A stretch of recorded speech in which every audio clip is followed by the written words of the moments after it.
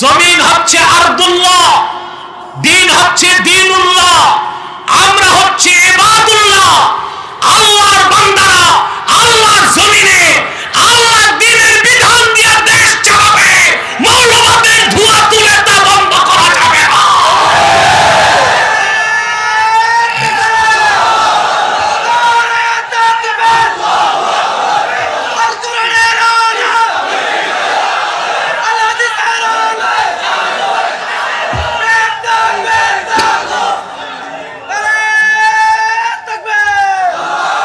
সম্মানিত চকরিয়াবাসী, এই জনসমুদ্রের কাছে আমার কান্ডারি হুঁশিয়ারি,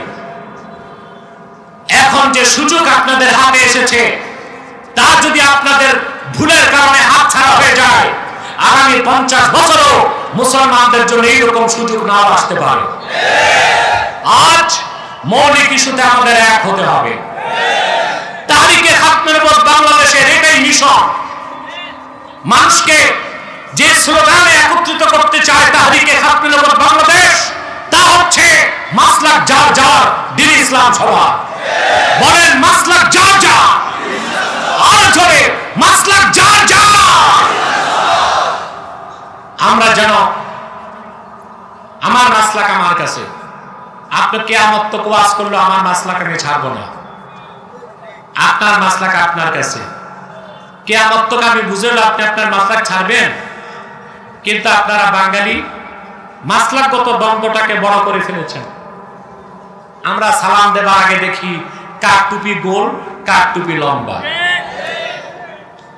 এরপর আবার কল্লি গনে কয়টা কল্লি, তো যার মাথায় টুপি নাই তার কি বলবেন? এরকম একটা ঘটনা সিলেটে ঘটেছিল আগে। ওখানে ঝগড়া লাগতো নামাজে পড়ার সময় দোয়াল্লিন পড়বে না জোয়াল্লিন, এটা নিয়ে খুব একটা ঝগড়া হইতো আগে। তো আসলে উচ্চারণটা দলিন, জলিন না। জলিন পড়লে বরং নামাজি হবে না। তো এক ঘর জামাই আছে নাকি বাজারে দুই দল ঝগড়া লাগছে, একদল দলিন পড়ার পক্ষে আর একজন জলিন পড়ার পক্ষে।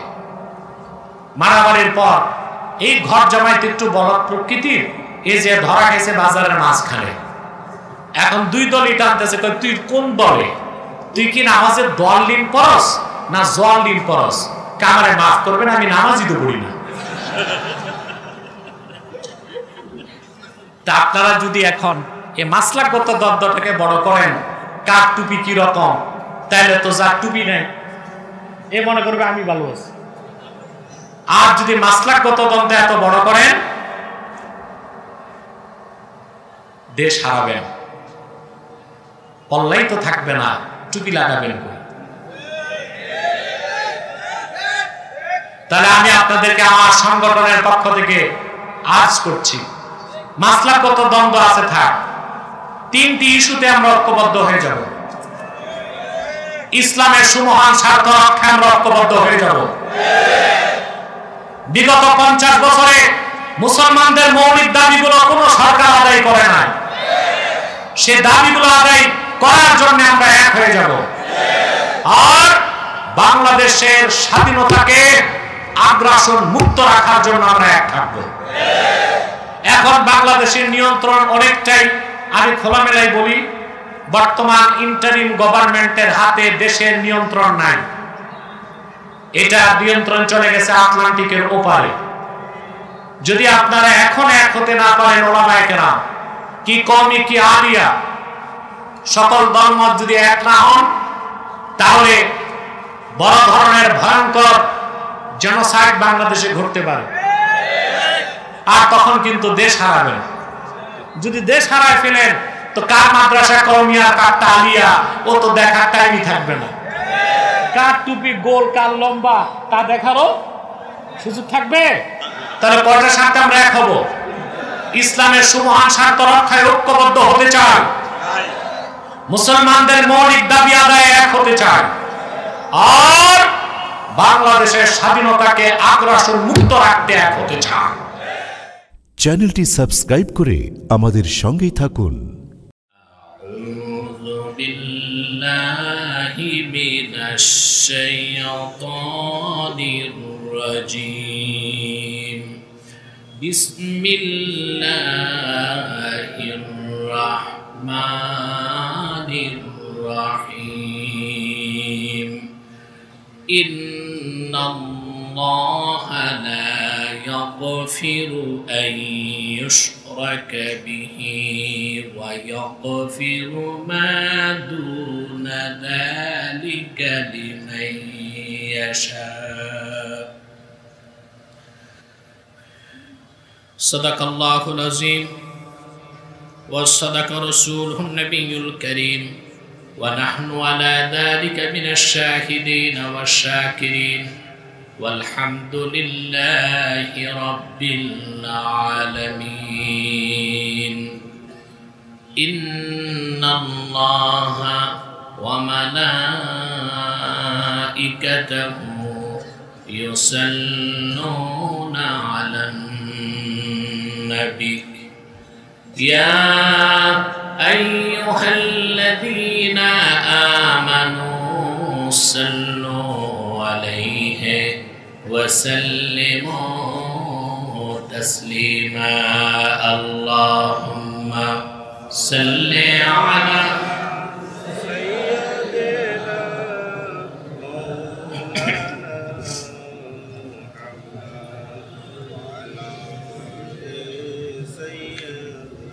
আরে ভাই, এত মানুষ আপনারা দুরূদ শরীফ পড়েন না কেন? কৃপণতা না অসুস্থতা? কোনটা?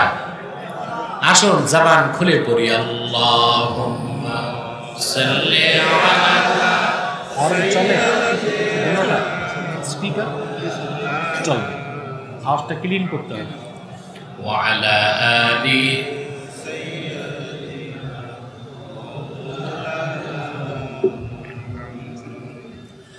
فهو الذي تم معناه وصورته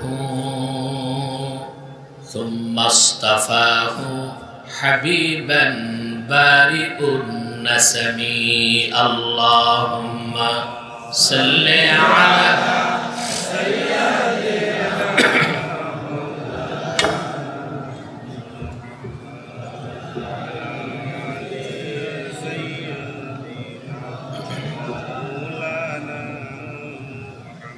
هو الحبيب الذي ترجى شفاعته لكل حول من الأهوال مقتحم اللهم صل على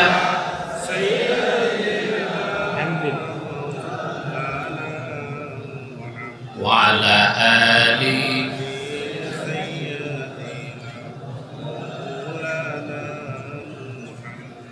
محمد رسول الله صلى الله عليه وسلم ختم الله به النبوة وحكما لا نبي بعده بلغ العلا بكماله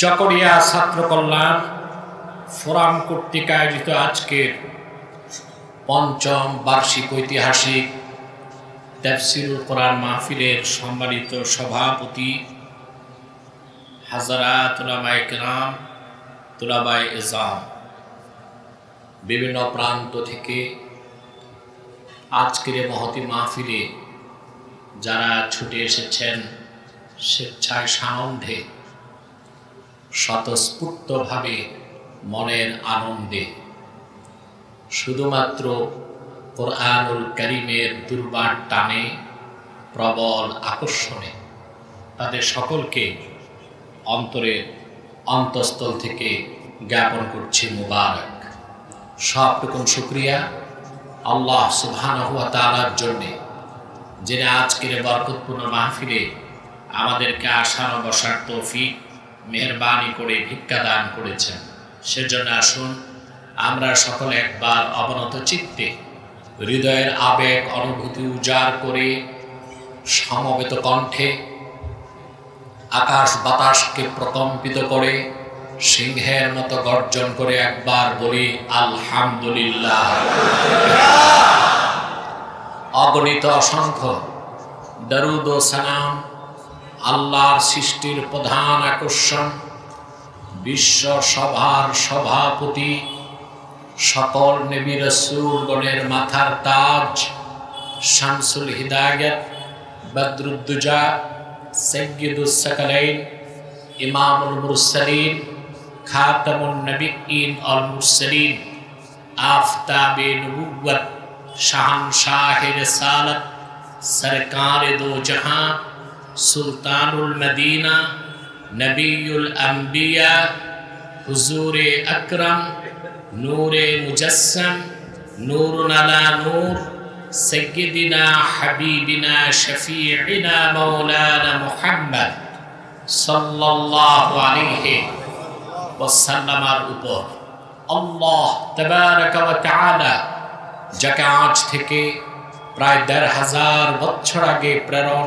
করেছেন সর্বশ্রেষ্ঠ ও সর্বশেষ নবী ও রাসূল হিসেবে, যার পরে আজ পর্যন্ত পৃথিবীতে অবশ্যই কোনো প্রকার নবী কিংবা রাসূল অবশ্যই আসে নাই, অবশ্যই এখনো নাই, অবশ্যই কিয়ামত পর্যন্ত আসবে না।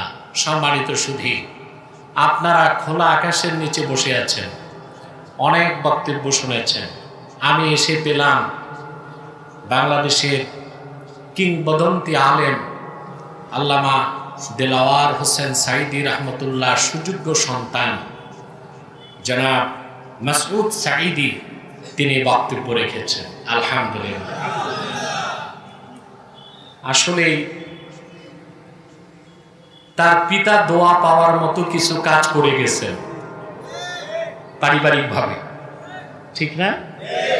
আলহামদুলিল্লাহ। তিনি আপনাদেরকে উদ্বুদ্ধ করেছেন এই দেশে, এদেশের মানুষের যে স্বপ্ন ইমারাতে ইসলামিয়া, ইসলামী আইনে দেশ চলবে, এটাই দেশের প্রতিটি মানুষের স্বপ্ন, ঠিক না?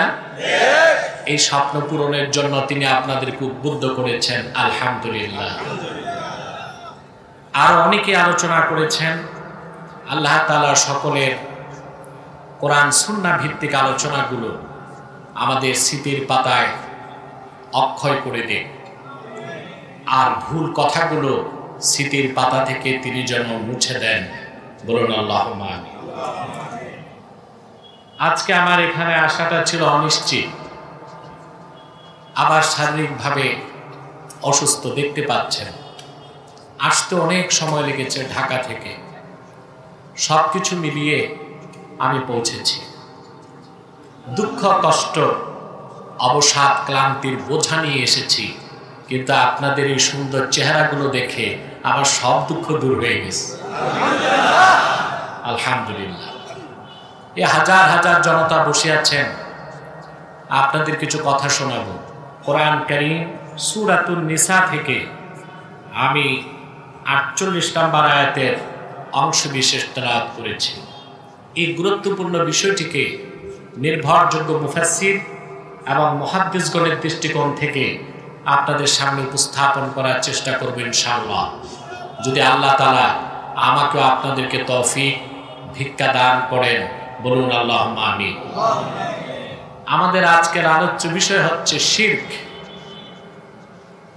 কি? আমরা আজকে ইচ্ছা এবং অনিচ্ছায় আকীদাগত শিরক, রাজনৈতিক শিরক, সাংস্কৃতিক শিরক, বিভিন্ন শিরকে আক্রান্ত হয়ে মূল্যবান ঈমানকে নষ্ট করে ফেলছে। সেই লক্ষ্যে ঈমান ধ্বংসকারী এই সবচেয়ে মারাত্মক অপরাধ শিরকের উপর কিছু কথা আপনাদেরকে শোনাবো।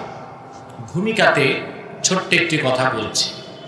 এখানে যারা এসেছেন আর বসে আছেন, আসার পেছনে পার্থিব, জাগতিক, সামাজিক কিংবা রাজনৈতিক কোনো স্বার্থ আমাদের নাই। আমরা এসেছি আল্লাহ তার হাবিবের রেজামন্দি হাসিল করার জন্য, ইহকালীন কল্যাণ আর পরকালীন মুক্তিকে নিশ্চিত করার জন্য, ঠিক না? আপনারা এটা নিশ্চিত থাকতে পারেন যে আল্লাহ তাআলা আপনাদেরকে পছন্দ করেছেন। এদিকে আপনারা খুশি হন নাই? আল্লাহ আপনাদের পছন্দ করেছেন।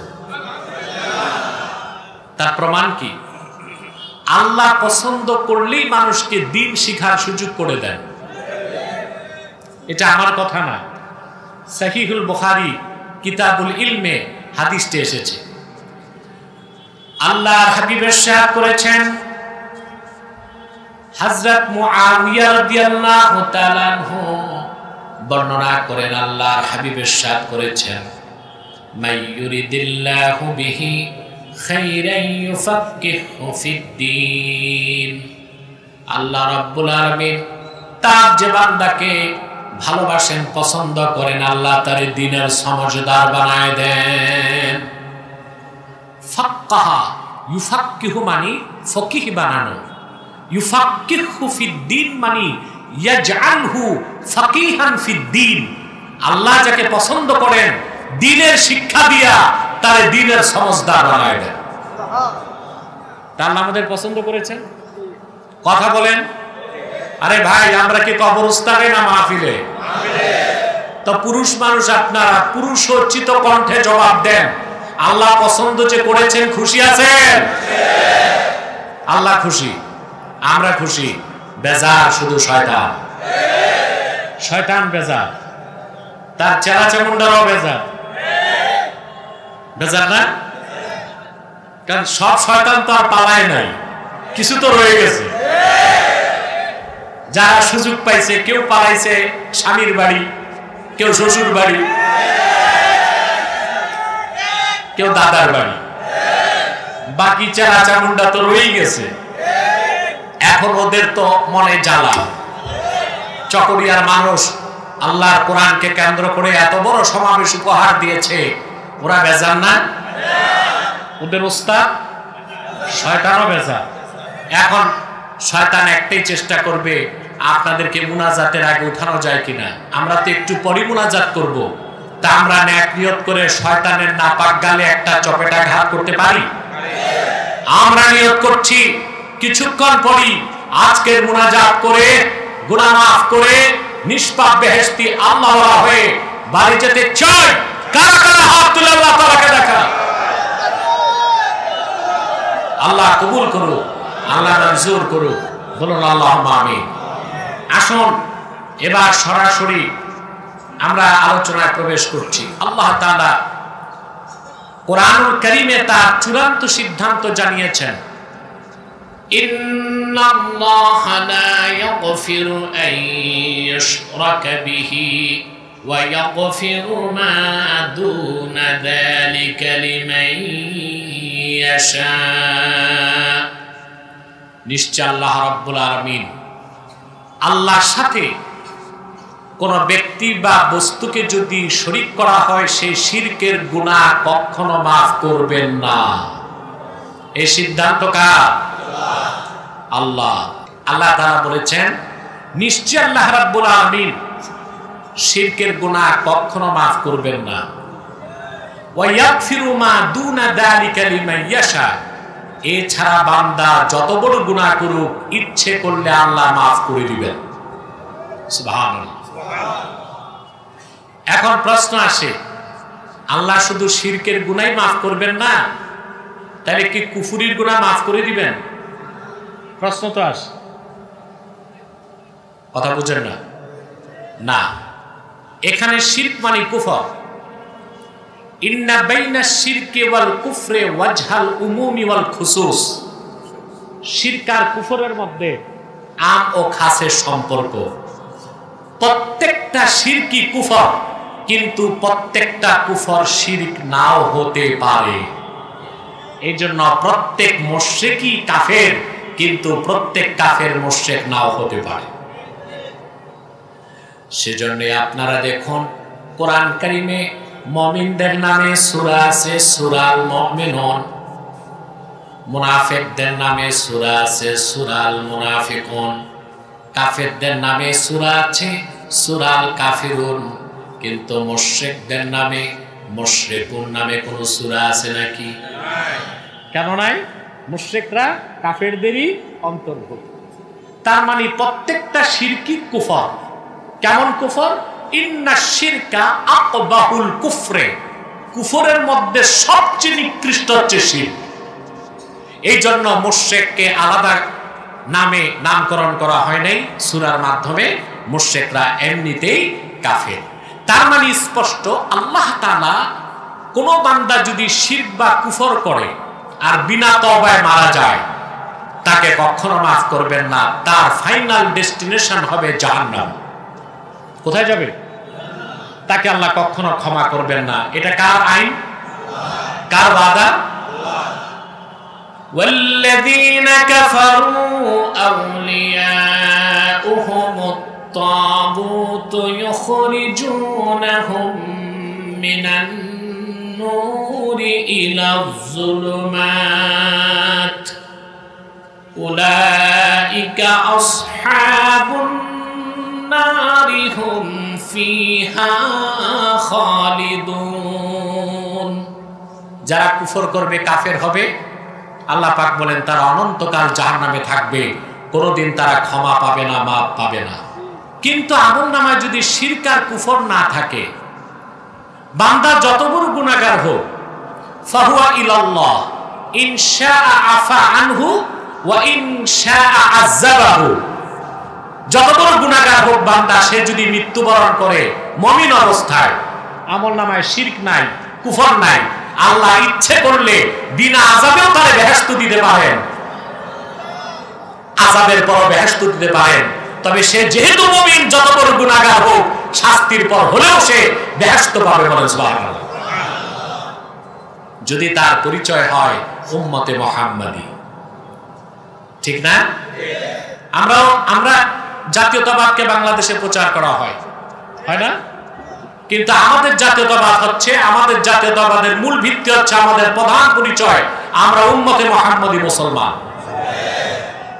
আর যারা ন্যাশনালিস্ট, কামাল পাশা তার তুর্কের আদর্শকে মানে, তারা জাতীয়তাবাদকে ভাগ করে ফেলেছে ভৌগোলিক সীমানায়।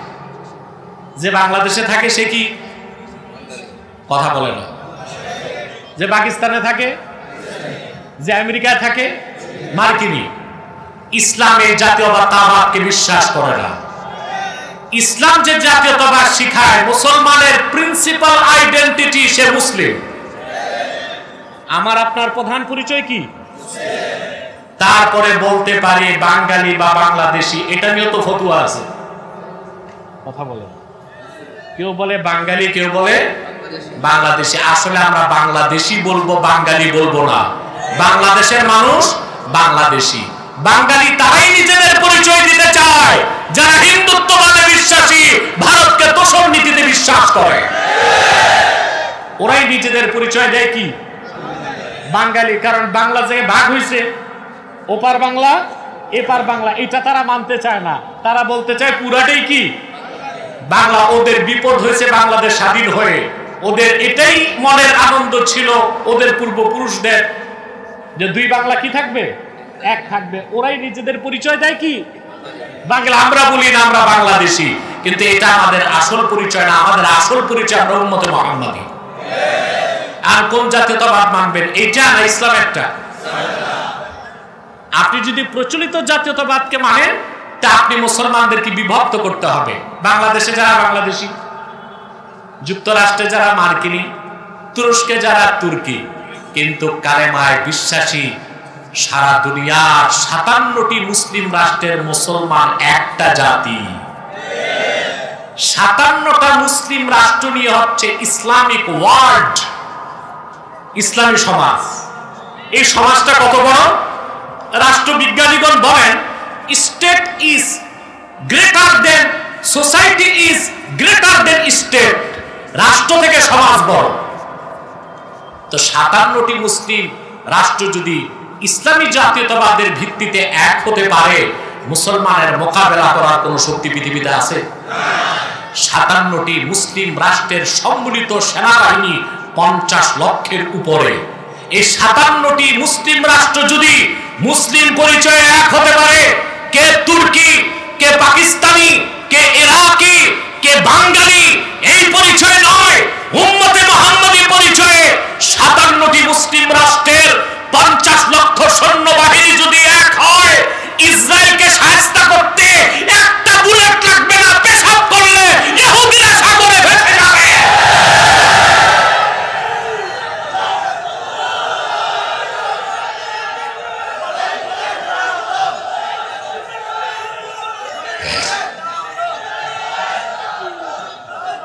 তাহলে আমাদের পরিচয় হচ্ছে আমরা কি মুসলিম।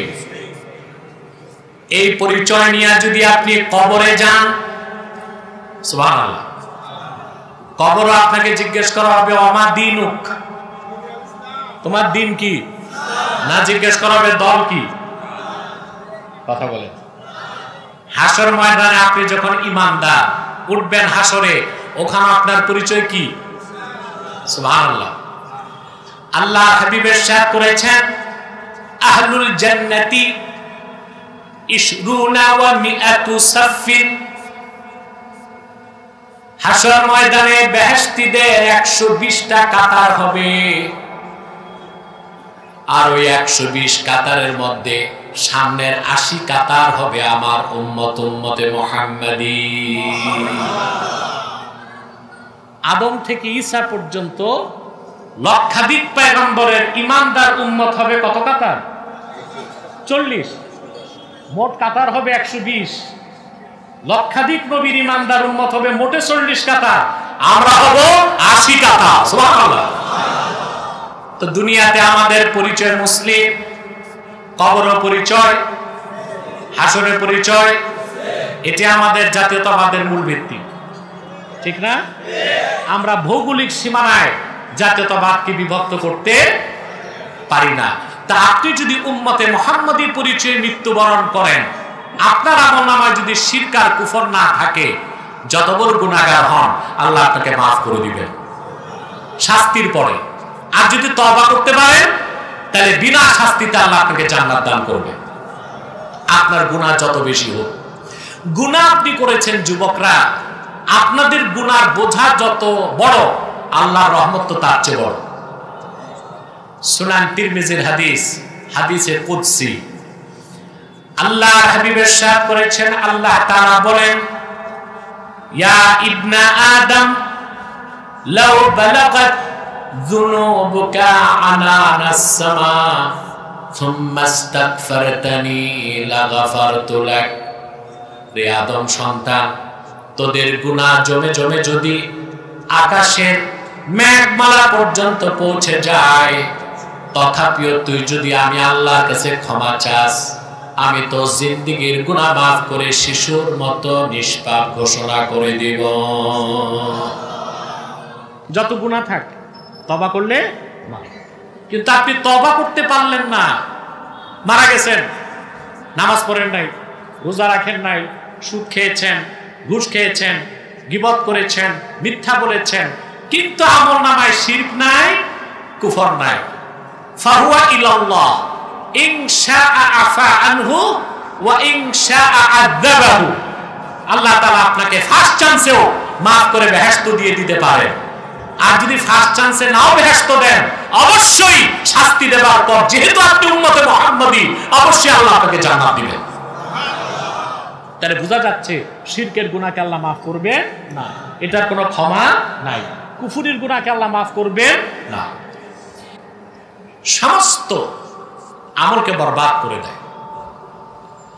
মক্কা মুকাররমাতে কাফেরদের নেতা Abu Jahl, Abu Lahab, Utbah, Shaybah, Mughirah, Abul Bukhtari, এই যে কুরাইশদের 7 জন বুদ্ধিজীবী ছিল। কয়জন? 7 জন বুদ্ধিজীবী। এর মধ্যে মূল বুদ্ধিজীবী ছিল আবু জাহেল। কে ছিল? আবু জাহেল ছিল। এরা প্রত্যেকেই আল্লাহকে বিশ্বাস করত, প্রত্যেকেই আল্লাহকে বিশ্বাস করত। তাহলে আল্লাহর হাবিবের সাথে তারা 1 বছর 2 বছর, মক্কি জিন্দেগীর 13টি বছর রাসূলুল্লাহর বিরোধিতা করলো কেন? ওরা তো আল্লাহকে বিশ্বাসই করত। প্রশ্ন আসে না? আল্লাহ এক, আল্লাহর তাওহীদকে তারা বিশ্বাস করে নাই। আল্লাহকে বিশ্বাস করত, তাওহীদকে বিশ্বাস করে নাই। আর ইন্না শিরকা জিদ্দুত তাওহীদ, তাওহীদের সম্পূর্ণ বিপরীত হচ্ছে শিরক। ওরা আল্লাহকে বিশ্বাস করত। আল্লাহ রাব্বুল আলামিন কোরআন কারীমে বলেন, ওয়ালা ইন সাআলতাহুম মান খালাকাস সামাওয়াতি ওয়াল আরদা লায়াকুলুন্না আল্লাহ। প্রিয় হাবিব মুহাম্মদ সাল্লাল্লাহু আলাইহি ওয়াসাল্লাম, যদি আপনি মক্কার কাফেরদেরকে জিজ্ঞেস করেন এই আকাশ ও জমিনকে কে সৃষ্টি করেছেন, অকপটে বিনা বাধায় তারা বলবে অবশ্যই অবশ্যই সৃষ্টি করেছেন আল্লাহ রাব্বুল আলামিন। তারপর জিজ্ঞেস করা হলো, তা আল্লাহকে তো বিশ্বাস করো, তো এই যে হাতে বানায় 360টা খোদা নামের বেহুদা, এগুলোর ইবাদত করো কেন? এগুলো কি দরকার? ওরা জবাব দিয়েছে, মা না'বুদুহুম ইল্লা লিয়ুকাররিবুনা ইলাল্লাহি যুলফা। এই সব দেব দেবী হাতে বানানো খোদাগুলোর ইবাদত করি, তারা যেন আমাদেরকে আল্লাহর কাছাকাছি পৌঁছায় দেয়, বলে নজরুল্লাহ। তারা আল্লাহকে বিশ্বাস করতো, করতো কি না? কথা বলে না, আরে জোরে কথা বলেন। করতো। সমস্যা কই ছিল? শিরক করতো। কি করতো? আল্লাহর সাথে অন্যকে শরীক করতো। এইটা আল্লাহ কখনো ক্ষমা করেন না। এই শিরক হচ্ছে মূলত দুই প্রকার, একটা শিরকে আকবার আর একটা শিরকে আসগার। একটা বড় শিরক আর একটা ছোট শিরক। তো ছোট শিরক কেউ যদি করে, শিরকে খাফি, তাকে আমরা কাফের বলি না, গুনাহগার বলি। কি বলি? ছোট শিরক, শিরকে খাফি। যেমন সময়কে গালি দেওয়াও শিরক। সময়কে গালি দেওয়া কি? শিরকে খাফি, শিরকে। আপনারা সময়কে গালি দেন? জি। আপনারা বলেন জামানা খারাপ হয়। জামানা খারাপ नहीं, আখলাক খারাপ হয়। বলে কাল ভালো না, আমি বলি কাল ভালো, চাল ভালো না। ঠিক না? যুগকে গালি দেওয়া যায় না, সময়কে গালি দেওয়া যায় না। বুখারী শরীফের হাদিস, আল্লাহর হাবিব ইরশাদ করেছেন, লা তাসুব্বুদ দাহরা ফা ইন্নাল্লাহা হুয়াদ দাহর। যুগকে গালি দিও না, সময়কে গালি দিও না, আল্লাহ নিজেই সময়ের পরিবর্তন করেন। সময়কে বদলান, সময় নিয়ন্ত্রণ কে করেন? ওই যে আগে যারা সরকারি ছিল, এদের স্লোগান ছিল কি? দিন বদলের পালা। বলতো না? আচ্ছা, দিন বদল মানুষের হাতে না আল্লাহর হাতে? তখন আমি বলতাম, আমি যে শুধু এখন বলি তা না, তাদেরকেও বলতাম। আমি বলতাম না, তোমরা দিন বদল করতে পারবা না, দিল বদল করতে পারবা। দিল বদল এটা করতে পারবা, দিন বদল করতে পারবা না। আল্লাহর কুদরত দিয়া মস্করা করতে যাইয়া ওনাদেরই দিন বদল হয়ে গেছে। হয়ে গেছে না? কথা বলে না। আল্লাহর হুকুমে তাদের ধ্বংসে এসেছে, এতে কোনো সন্দেহ নাই। খাইতে খাইতে দেশের সবকিছু খেয়ে ফেলছিল। ব্যাংকের টাকা, ঋণ খেলাপি, বিদ্যুৎ থেকে চুরি, সাগর থেকে চুরি, খনিজ থেকে চুরি, রোড ঘাট সব খেয়ে ফেলছিল। আপনার চিটাঙ্গের লোক তখন তাদেরকে বলেছেন যে বহুত খাইয়া অন্ন খাইও।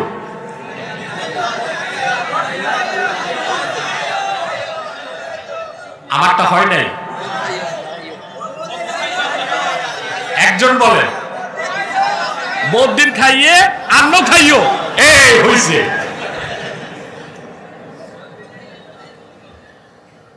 মানুষকে খুব ধোঁকা দিছে, তারা দিছে না? ঋণ টিন করে একটা আপনাদেরকে দক্ষিণ চট্টগ্রামের মানুষের তো কিছু দেয়নি, একটা রেল লাইন দিছে। আর স্লোগান কি? হ্যাঁ, ট্রেনত চড়ি দরজার পার, এক কোটানে কক্সবাজার। পরে আমরা দেখি বন্যায় সব রোড ঘাট রেল লাইন পার সব চলে গেছে। কি পরিমাণ চুরি ছিল চিন্তা করে। আপনারা পাইছেন 16 বছরে একটা রেল লাইন পাইছেন। তো বলছিলাম দিন বদল মানুষ করতে পারে না। মানুষ চেষ্টা করে দিল বদল করতে পারে। দিন বদল কে করেন? কে করে দিবেন? এই জন্য সময়কে গালি দিবেন না, এটাও শিরক, কিন্তু শিরকে খাফি। কিন্তু যেটা শিরকে জলি, শিরকে আকবার, যে শিরকের মাধ্যমে আপনি কাফের হয়ে যাবেন, ওইটা 3 প্রকার। কয় প্রকার? আমি খুব সংক্ষেপে কয়েক মিনিটে এই 3 প্রকারের কথা বলে দিচ্ছি। পাশাপাশি আপনারা বড় ধরনের রাজনৈতিক শিরক করতেছেন, সেই দিকেও আমি একটু ইঙ্গিত দেব, যারা আমার ভাইরা শিরক মুক্ত রাজনীতি করতে পারে। রাজনীতি তো করবেন, কিন্তু সেটা হতে হবে কি? শিরক মুক্ত রাজনীতি। প্রথম যে শিরক, সেটা হচ্ছে আশ-শিরকু ফির রুবুবিয়্যাহ, আল্লাহ রুবুবিয়তে শিরক করা। এটা 2 প্রকার। কয় প্রকার? এটা হচ্ছে, একটা হচ্ছে শিরকুত তা'তিল, আল্লাহ তাআলার কোন সিফাত দাবি করা, যেরকম শিরকটা করেছিল ফিরআউন। পয়গম্বর মুসা যখন আল্লাহর একত্বের দাওয়াত নিয়ে ফিরআউনের কাছে গিয়েছে, ফিরআউন হযরত মুসাকে জিজ্ঞেস করেছিল, ওয়া মা রাব্বুল আলামিন, রব্বুল আলামিন আবার কি? এটা তো বুঝি না। কারণ সে নিজে দাবি করেছিল, সে বলেছিল আনা রব্বুকুমুল আ'লা, আমি তোমাদের বড় রব। বলে নাউজুবিল্লাহ। এই যে সে রুবুবিয়্যাতটা দাবি করেছিল, এটা ছিল শিরক ফির রুবুবিয়্যাত। শিরক ফির রুবুবিয়্যাহ।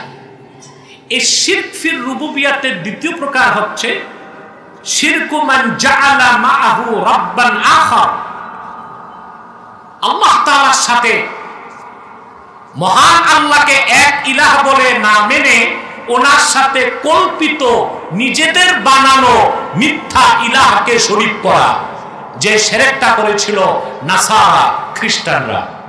তারা বলতো যে হযরত ঈসা আল্লাহর বেটা এবং ঈসা ঈসার মা মারিয়াম দুজনকেই আল্লাহর সাথে শরীক করত। এটা ছিল শিরক ফির রুবুবিয়্যাহ। 2য় প্রকার শিরক হচ্ছে আশ-শিরকু ফি তাওহীদিল আসমাই ওয়াস সিফাত, আল্লাহ সিফাতে কামাল বা নাম সমূহের সাথে অন্য কাউকে শরীক করা। যেমন মক্কার কুরাইশরা 360টা দেবদেবীকে আল্লাহর সাথে শরীক করত, আর আল্লাহর সিফতি নামগুলোকে দেবদেবীর ক্ষেত্রে ব্যবহার করত। কিভাবে? যেমন ওদের একটা মূর্তির নাম ছিল লাত, এই লাত শব্দটা ইলাহ থেকে নিয়েছিল তারা। আরেকটা মূর্তির নাম ছিল উজ্জা, এই উজ্জা নামটা আল্লাহর আজিজ নাম থেকে নিয়েছিল। বলে নাউজুবিল্লাহ। আল্লাহর আজিজ নাম থেকে নিয়েছিল উজ্জা, আর ইলাহ নাম থেকে নিয়েছিল লাত। এইভাবে তারা আল্লাহর সাথে, আল্লাহর সিফাতের সাথে অন্যকে শরীক করেছিল। এরপরে আপনার এই শিরক ফি তাওহীদিল ইলাহিয়্যাহ 3 নাম্বার, শিরক ফি তাওহীদিল ইলাহিয়্যাহ ওয়াল ইবাদা, আল্লাহর ইবাদতে, আল্লাহর উলুহিয়াতে অন্য কাউকে শরীক করা। এটা আবার 3 প্রকার। কয় প্রকার? এখন আসতেছে রাজনৈতিক শিরক কোনটা বলবো? কথা বলে না। আল্লাহর উলুহিয়াত এবং ইবাদতে শিরক কয় প্রকার? মোট শিরক হচ্ছে 8 প্রকার। ওটা বিস্তারিত আলোচনা, আমি সংক্ষেপ করে দিচ্ছি। আল্লাহর ইবাদতে, আল্লাহর উলুহিয়াতে শিরক কয় প্রকার? প্রথম হচ্ছে আপনার আশ-শিরকু ফির নুসুক ওয়াশ শাআইর, হজ, ইবাদত বন্দেগী, শিআরে ইসলামে আল্লাহর সাথে অন্য কাউকে শরীক করা। যেমন জাহিলি যুগে কুরাইশরা হজ করত, কিন্তু হজ করতে যে হজের আহকামের মধ্যে আল্লাহর সাথে অন্যকে শরীক করত। এরপরে নাযার, ওয়ান নাযরু ওয়াজ যাবহু ওয়াল ইস্তিগাসাতু লিগাইরিল্লাহ, আল্লাহ ছাড়া অন্যের নামে পশু জবাই করা, আল্লাহর কাছে মান্নত না করে অন্যের কাছে মান্নত করা, এইসব শিরক। এসব কি? বাংলাদেশে ভণ্ড পীর যারা, তাদের মুরিদরা পীরের নামে পশু জবাই করে, কেবলা মুখীও করে না, পশু পীরের বাড়ির দিকে করে তারপর জবাই করে পীরের নামে। আল্লাহর পবিত্র সত্তার কসম, যে পীরের মুরিদ আল্লাহর নাম ছাড়া পীরের নামে পশু জবাই করলো সে মুশরিক এবং কাফের। আর প্রাণীটা যতই হালাল হোক ওইটা হারাম হয়ে যাবে, সেটা খাওয়ার কোনো সুযোগ নাই। হক্কানি আল্লাহওয়ালা পীর বুজুর্গ যারা, আপনাদের দক্ষিণ চট্টগ্রামে হক্কানি পীরদের ব্যাপক খ্যাতমত আছে। বাইতুল শরীফের মরহুম পীর সাহেব রহমতুল্লাহ, চুনতি শাহ সাহেব রহমতুল্লাহ, ওইদিকে মালিক শাহ, গারাঙ্গিয়ার পীর সাহেবগণ ধীরে ধীরে যুগের পর যুগ দক্ষিণ চট্টগ্রামকে গড়ে তুলেছেন। গড়ে তুলছেন না? তাদের কাছে এইসব শিরকি কাজ পেয়েছেন? কথা বলে না। তার এই যে মান্নত করবেন কার কাছে? আল্লাহর ওলিদের মাজার জিয়ারত করা যাবে, এতে ফায়দা আছে, কিন্তু ওখানে যে কপাল ঘষা যাবে না, তোয়াফ করা যাবে না, মান্নত করা যাবে না। ওখানে যে সুন্নত তরিকায় আপনি ইসালে সওয়াব করতে পারেন, জিয়ারত করতে পারেন, এটা আল্লাহর ওলিও রুহানি ভাবে খুশি হবে, আপনিও তাওয়াজ্জু পাবেন এবং আপনিও লাভবান হবেন। এছাড়া ওখানে যে মান্নত করা, কপাল ঘষা, সেজদা করা, তোয়াফ করা, এই সব কতক কাজ শিরক, কতকগুলো কাজ কুফর, কিছু কাজ বেদাত এবং নাজায়েজ এবং হারাম। তাহলে মান্নত হবে কার জন্য? জবাই হবে কার নামে? আল্লাহর ইবাদতে শিরকের দ্বিতীয় প্রকার হচ্ছে শিরকুত তাআহ, অর্থাৎ আল্লাহর আনুগত্য বাদ দিয়া, আল্লাহর হাবিব যে আনুগত্য শিক্ষা দিয়েছেন তা বাদ দিয়া কোন মানুষের মানব রচিত তন্ত্র মন্ত্র মতবাদের আনুগত্যকে গ্রহণ করা শিরক ফি তাআহ, শিরক ফি ইবাদাতিল্লাহি আযজা ওয়া জাল, ওইটা আল্লাহর ইবাদতে শিরক করা হয়। কথা বুঝতে পারছেন? এখন আসতেছে রাজনৈতিক শিরক, কান পেতে শুনে রাখেন। সেটা হচ্ছে শিরকুত তাআহ। শিরকুত তাআহ সেটা কি রকম? সেটা হচ্ছে আল্লাহ যেটাকে হালাল করেছেন মানুষ সেটাকে হারাম করছে, আপনি মানুষেরটা নিলেন। আল্লাহ যেটাকে হারাম করছেন মানুষ সেটাকে হালাল করছে, আপনি মানুষেরটা নিলেন। এতে আপনি আল্লাহর ইবাদতে অন্য মানুষকে শরীক করলেন, আপনি মুশরিক হয়ে যাবেন। কথা বুঝেন নাই? এখন মনে করুন কোরআন সুন্নাহর আনবাদ দিয়া আপনারা যে সংসদ চালান, জনপ্রতিনিধি পাঠান, তারা যদি ওই সংসদে বসে কোন আইন পাস করে আর ওটা যদি কোরআন সুন্নাহর বিপক্ষে যায়, তাহলে আপনি মানব রচিত আইনের আনুগত্য করে আল্লাহর আইনের বিরোধিতা করে আপনি শিরক করলেন। এটা কি বিগত কালে হয়েছে বাংলাদেশে? এখনো হচ্ছে।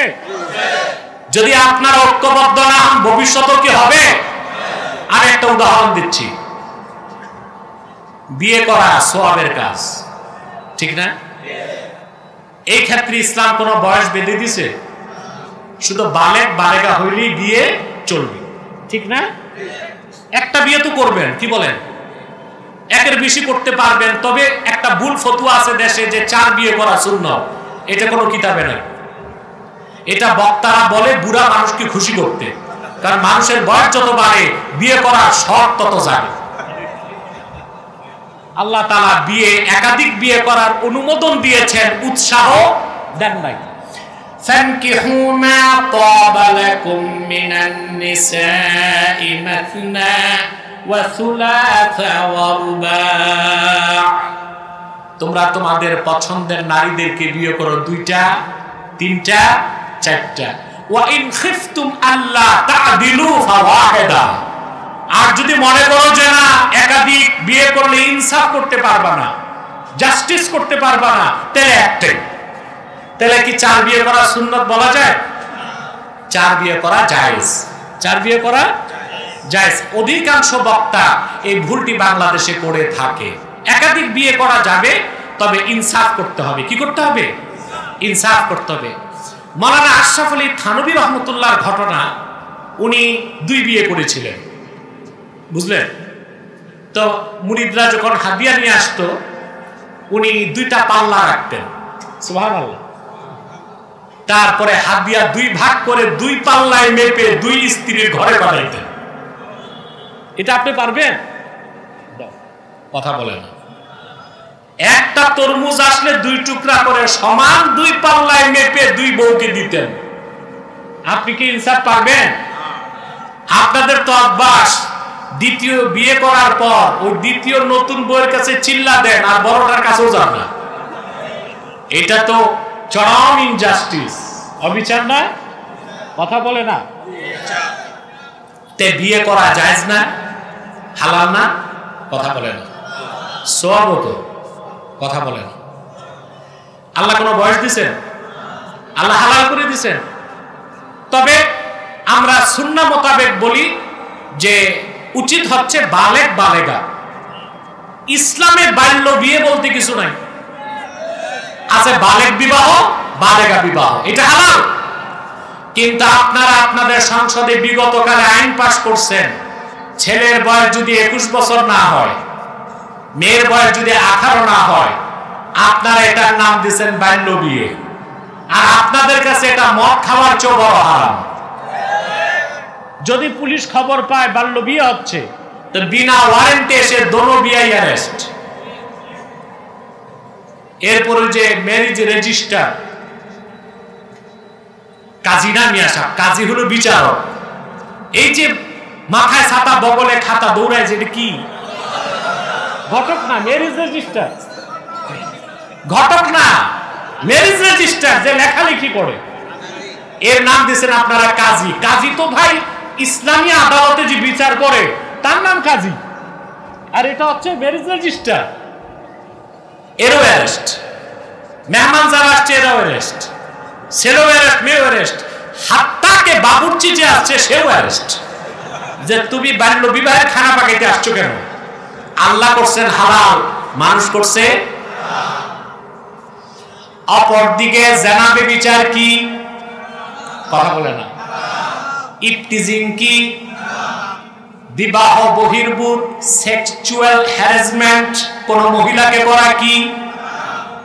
আপনাদের দেশে আবার নতুন ফতুয়া দেয় কিছু মোটিভেশনাল স্পিচ, কিছু বক্তা বেরিয়েছে ভিউজ পাওয়ার জন্য আজে বাজে কথা বলে। কি বলে? আজে বাজে কথা বলে। বলে হালাল প্রেম করবেন, তো যুবকরা তো এমনি নাচুরি বুড়ি আবার ঢোলের বাড়ি। বলে হালাল প্রেম করবেন, সব হাত তুলে। বিয়ের আগে সকল প্রকার মেলামেশা, live together, free mixing, sexual harassment, eve teasing শরীয়তে হারাম। শরীয়তে কি? জিনা করা হারাম। কিন্তু প্রচলিত আইনে আছে ছেলের বয়স যাই হোক, মেয়ের বয়স যাই হোক, যদি একটু ফষ্টি নষ্টি করে, বিবাহ বহির্ভূত, লিভ টুগেদার, ফ্রি মিক্সিং করে, একটু দুষ্টামি করে, তাতে তেমন কোনো দোষ নাই। বাচ্চা মানুষ, ওটা কি শুধু বয়সের কারণে বাল্য বিবাহ হয়ে গেল কি হারাম ওদের আইনে।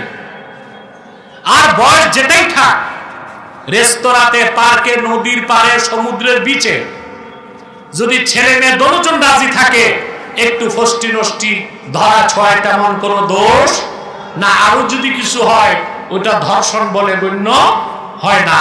এরা আল্লাহ করছেন হালাল, ওইটাকে করছে হারাম। আল্লাহ করছেন হারাম, ওইটাকে করেছে হালাল। এটা হচ্ছে রাজনৈতিক ভাবে, গণতান্ত্রিক ভাবে মারাত্মক পর্যায়ের একটা শিরকি কাজ। এটা হচ্ছে শিরক ফি ইবাদাতিল্লাহি আযজা ওয়া জাল। অতএব আমাদের আইন প্রণয়নের উৎস হবে কোরআন, সুন্নাহ, ইজমা, কিয়াস। আমাদের সংবিধান রচনার মূল কনসেপ্ট গ্রহণ করতে হবে কোরআন থেকে, সুন্নাহ থেকে, ইজমা থেকে, কিয়াস থেকে। ঠিক কিনা বলেন? অতএব আমাদেরকে রাজনৈতিক শিরক ছাড়তে হবে। এটা হচ্ছে শিরক ফিল ইবাদা, শিরক ফিল ইবাদা। আমি আপনাদেরকে একটু ব্যাখ্যা দিতে চাই হাদিস শরীফ থেকে, নইলে তো আমার এই কঠিন কথা মানবেন না। কারণ এই ওয়াজ বাংলাদেশে এখন হয় না, কেউ করতে চায় না, কারণ এই ওয়াজ করলে দাওয়াত কমে যায়। কথা বলে আমাকে তো করতেই হবে, আমি তো দায়বদ্ধ। দলিল দিচ্ছে একটা আপনাদেরকে। হাতেম তাইয়ের ছেলে আদি, নাম শুনছেন? হাতেম তাই দানবীর হাতেম তাইফ ছিল বাড়ি, ধর্মে ছিল খ্রিস্টান, ছিল দানবীর। আল্লাহর হাবিবের বেসাতের আগেই হাতেম তাই মারা গেছে, ইসলাম গ্রহণ করতে পারেনি। এতটা দানবীর পরামর্শহীন ছিল হাতেম তাই, তার দান খয়রাতের কথা চতুর্দিক ছড়ায় গেছে। ইয়ামানের রাজা হিংসায় জ্বলতেছে, আমি রাজা, কেউ আমার নাম মুখে নেয় না, সব শুধু হাতেম তাই আর হাতেম তাই। একজন ওই যুগের, তাও তো ১৫০০ বছরেরও আগে, এক হত্যাকারী কিলারকে রাজা ১০,০০০ স্বর্ণ মুদ্রা দিয়ে পাঠিয়েছে যে হাতেম তাইয়ের কল্লাটা আমার কাছে এনে দাও। বুঝতে পারছেন?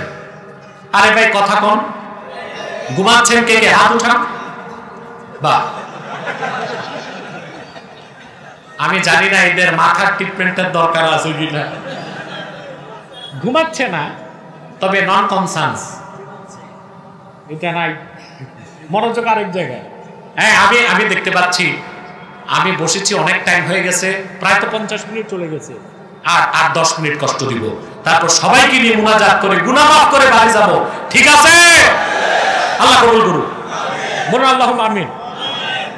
তো কল্লা নিয়ে দিলে হাতেম তার কত দিবে?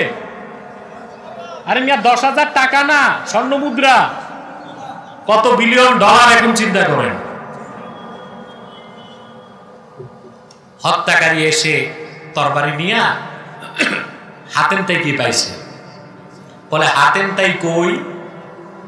হাতেম তাই বলল, কেন ভাই, আমি তোমার কি সেবা করতে পারি? বলে সেবা করবে না, হাতেম থেকে দেখায় দাও শুধু। বলে কেন? বলে রাজা বলেছে তার কল্লাটা দিয়ে দিলে আমাকে ১০,০০০ স্বর্ণ মুদ্রা দিবে। হাতেম তাই তার গর্দান বাড়ায় দিছে, আমি তো হাতেম তাই, আমার কল্লাটা কেটে তুমি নিয়ে যাও, ১০,০০০ স্বর্ণ মুদ্রা নিয়ে নাও। এই ছিল হাতেম তাই, খ্রিস্টান।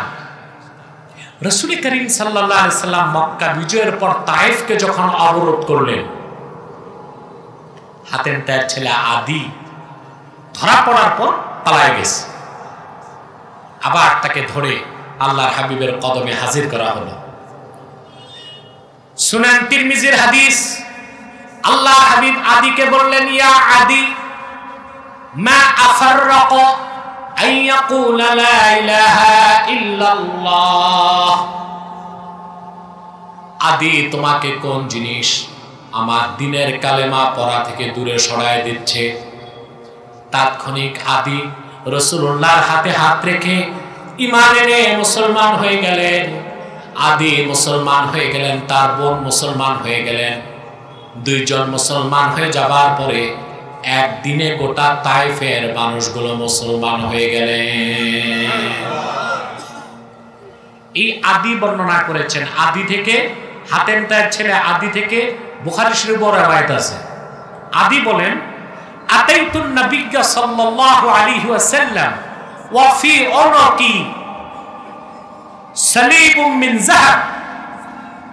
আমি আল্লাহ হাবিব সাল্লাল্লাহু আলাইহি ওয়াসাল্লামের কদমে হাজির হলাম, আমার গর্দানে ছিল স্বর্ণের বানানো ক্রুশ। সলিব, ক্রুশ বুঝেন না? ক্রুশ, ক্রুশ খ্রিস্টানরা যেটারে ক্রস বলেন আপনারা, এটা দ্য থিওরি অফ ক্রুসিফিকেশন, বাইবেলের একটা কথা আছে। ক্রস যেটা খ্রিস্টানরা গির্জায় লাগায় রাখে, গলায় ঝুলায় রাখে, এটাকে ওরা সেজদা করে। ওরা মূর্তিকেও সেজদা করে, হযরত ঈসার মূর্তিকেও সেজদা করে, মেরির প্রতিকৃতিকেও সেজদা করে, আর এই ক্রস যেটা ক্রুশ, এটাকেও তারা সেজদা করে। আদি তো ধনী মানুষ, তার গলায় ছিল স্বর্ণের এই সলিব। আল্লাহ হাবিব বললেন, ইয়া আদি ইতরাহ হাদাল ওয়াসান মিন উনকি। যেহেতু তুমি আমার কদমে উপস্থিত হয়েছ, এক্ষুনি তুমি এই নাপাক ক্রুশটাকে তোমার গর্দান থেকে ছুঁড়ে ফেলে দাও। হযরত আদি বাইরে যে সঙ্গে সঙ্গে সে ক্রসটাকে গলার থেকে খুলে ফেলে দিলেন। হযরতে আদি বলেন, আমি আল্লাহ হাবিবের কদমের সামনে এসে বসলাম।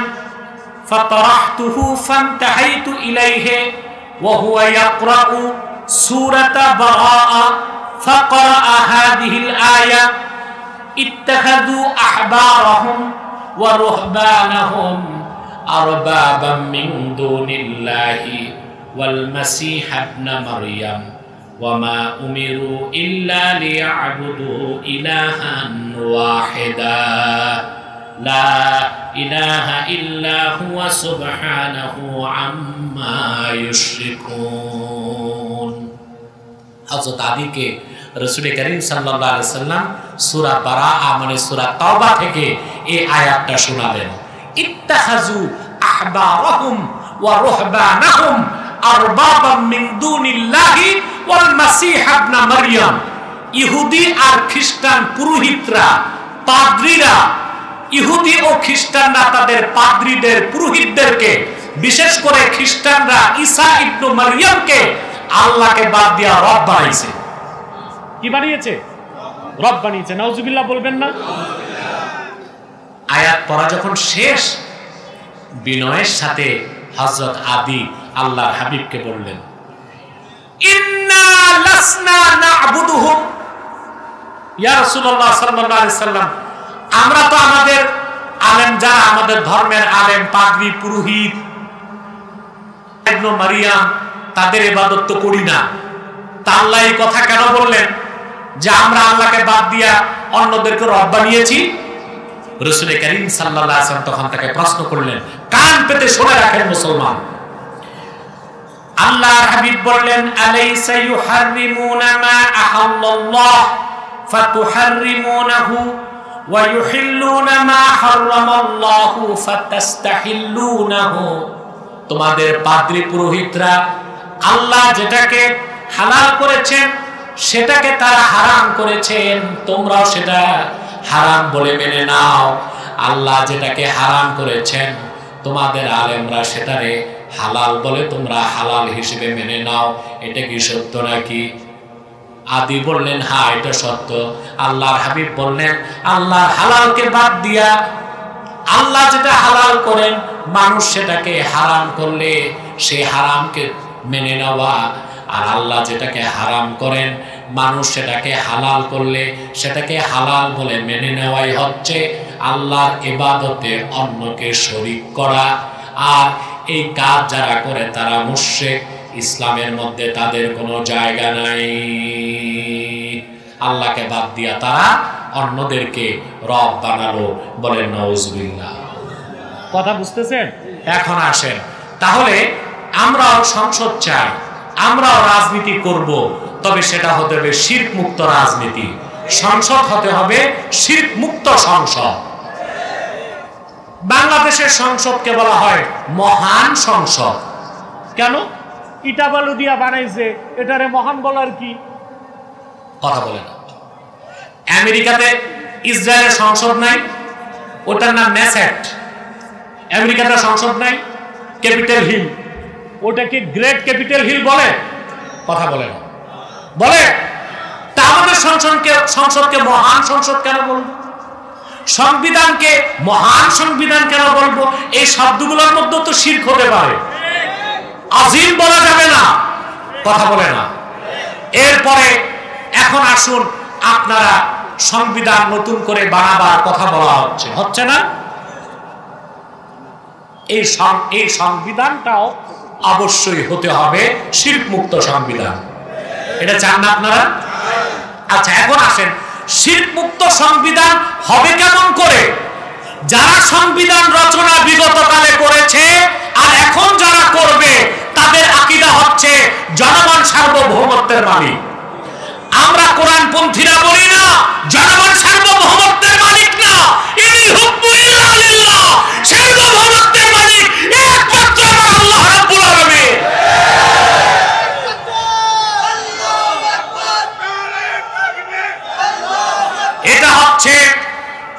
এটা হচ্ছে সিয়াসাতে ইসলামিয়া, ইসলামী রাজনীতি যারা বিশ্বাস করে তাদের আর প্রচলিত রাজনীতি যারা করে তাদের মধ্যে আকীদাগত মৌলিক পার্থক্য। তারা বলে জনগণ সার্বভৌমত্বের মালিক, আমরা বলি না আল্লাহ হচ্ছেন সার্বভৌমত্বের মালিক। যারা বলে জনগণ সার্বভৌমত্বের মালিক, তারা মন গড়া সংবিধান বানায়, ওই সংবিধানের উপর ঈমান আনে, আবার যখন দরকার হয় না ওই সংবিধান বাতিল করে দেয়। এটা তো অনেকটা হিন্দুদের মূর্তি পূজার মতোই। কথা বলেন, দুর্গা পূজার আগে মূর্তি থাকে না? বানায়। দুর্গা পূজার আগে মূর্তি থাকে, সরস্বতী পূজার আগে মূর্তি থাকে। এরা বানায় কি দিয়া? মাটি দিয়া। রং টং করে। এখন একটু আপডেট হয়েছে হিন্দুদের মূর্তি। চিন্তা করেন, পূজার আগে ওদের খোদা নাই, নিজ হাতে খোদা বানাইয়া ঈমান আনছে। পূজার পরে তাদের এই কল্পিত খোদাকে তারাই আবার পানিতে নিয়ে ধ্বংস করে দিল। তাইলে আপনারা যারা সার্বভৌমত্বের মালিক জনগণ এই কথা বলেন, আপনারা সংবিধান বানান, আপনারাই ঈমান আনেন, আবার সময় মতো সংবিধানকে আপনারাই খেয়ে ফেলেন। ঘটনা তাই না? আমি একটা দৃষ্টান্ত দিতে চাই হযরত ওমর রাদিয়াল্লাহু তাআলা আনহুর বক্তব্য থেকে। বলবো? কথা বলেন, বলবো? হযরত ওমর রাদিয়াল্লাহু তাআলা আনহু, আমি পুরো বর্ণনাটা দিচ্ছি 2 লাইনে, তারপর আমি আমার বক্তব্যটা সেট করতেছি। ইন্না উমর রাদিয়াল্লাহু তাআলা আনহু কানা জালিসান মা'a বা'দি আসহাবিহি ইয দাহিকা কলিলান সুম্মা বাকা।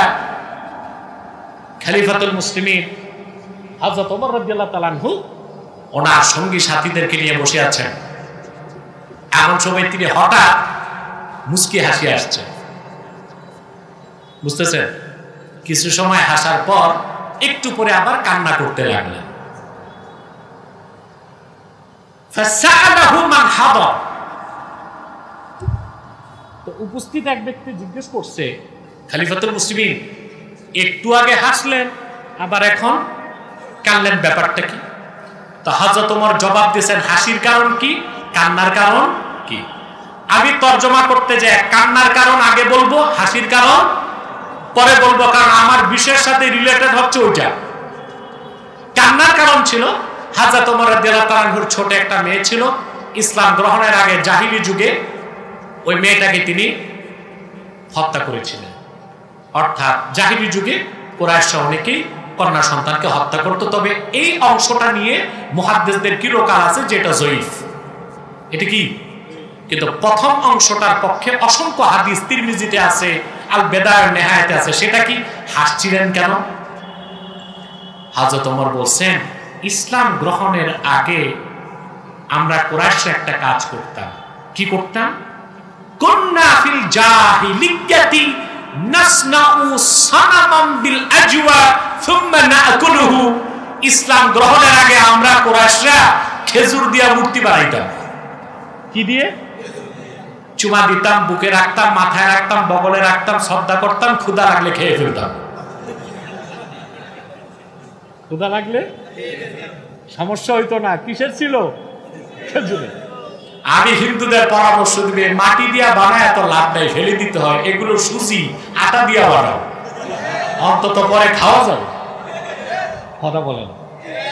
তো হযরত ওমর বলেন যে আমরা কতটা মূর্খ ছিলাম ইসলাম গ্রহণের আগে, যে নিজেরাই খেজুর দিয়া মূর্তি বানাইতাম, চুমাচাপি করতাম, শ্রদ্ধা করতাম, বুকে রাখতাম, মাথায় রাখতাম, ইবাদত করতাম, সিজদা করতাম, ক্ষুধা লাগতো, খেয়ে ফেলতাম। সেই কথা মনে করে এখন আমি হাসি পাই, এই জন্য এসেছি। কি আফসোস, আজকে আমরা যারা অতিমাত্রায় গণতান্ত্রিক, জনগণকে সার্বভৌমত্বের মালিক মনে করি, আমরা নিজেরাই সংবিধান বানাই, ওইটার উপর ঈমান আনি, আবার মন না চাইলে খেয়ে ফেলি। ৭২-এর সংবিধান এখন বাতিলের চেষ্টা হচ্ছে, আবার সংবিধান হবে, আবার ভবিষ্যতে যারা আসবে তারা বাতিল করার চেষ্টা করবে। সংবিধানের মূল কনসেপ্ট হবে সার্বভৌমত্বের মালিক কে? ভালোবাসা মিশিয়ে বলেন, সার্বভৌমত্বের মালিক কে? জমিন কা? আব্দুল্লাহ। দিন কার? আল্লাহ হাবিব মুহাম্মদ সাল্লাল্লাহু আলাইহি সাল্লাম ১৫০০ বছর আগে যে পূর্ণাঙ্গ দ্বীন এনেছেন সেই দ্বীনের নাম দ্বীনুল্লাহ। ইযা জাআ নাসরুল্লাহি ওয়াল ফাতহ ওয়া রাআইতান নাসা ইয়াদখুলুনা ফি দীনিল্লাহ। দ্বীনের নাম কি? ইসলামের নাম কি? দ্বীনুল্লাহ। কার দ্বীন? জমিন হচ্ছে আরদুল্লাহ, দ্বীন হচ্ছে দ্বীনুল্লাহ। আমরা হচ্ছে ইবাদুল্লাহ, আল্লাহর বান্দারা। আল্লাহর জমিনে আল্লাহর দ্বীনের বিধান দিয়ে দেশ চালাবে। মৌলবাদের ধোঁয়া তুলে তা বন্ধ করা যাবে না।